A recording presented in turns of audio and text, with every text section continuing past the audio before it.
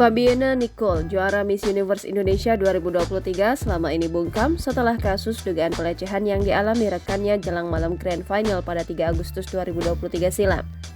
Akhirnya, lewat unggahan di Instagram, wanita yang dikenal sebagai Crazy Rich Surabaya ini memberikan tanggapan bijaksana.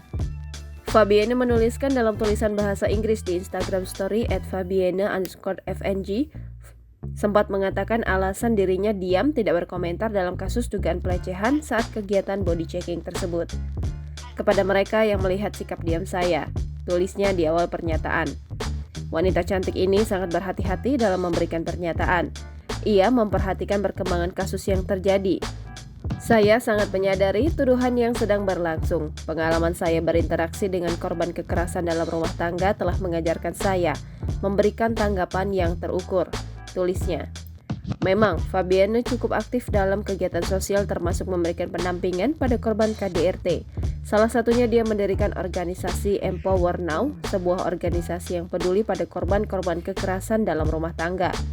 Kemudian juara Miss Universe Indonesia ini menyebut kasus pelaporan dugaan pelecehan masih diselidiki pihak berwajib. Sepertinya Fabienne sangat menghormati proses hukum dan membiarkan proses hukum yang berjalan menyelidiki kasus tersebut. Saya harus menjaga komentar saya. Saya sangat berharap akan penyelesaian yang cepat dan adil untuk masalah ini, tambahnya. Dikabarkan ada 10 finalis Miss Universe Indonesia yang diduga jadi korban pelecehan oleh sejumlah oknum saat proses body checking berlangsung. Beberapa korban berasal dari Jawa Timur, Bali, dan daerah lain di Indonesia. Tidak diketahui apakah Fabienne juga menjadi salah satu korban pelecehan itu.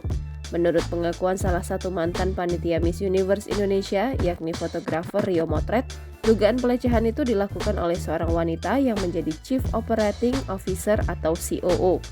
Berarti, kemungkinan wanita yang melakukan dugaan pelecehan itu.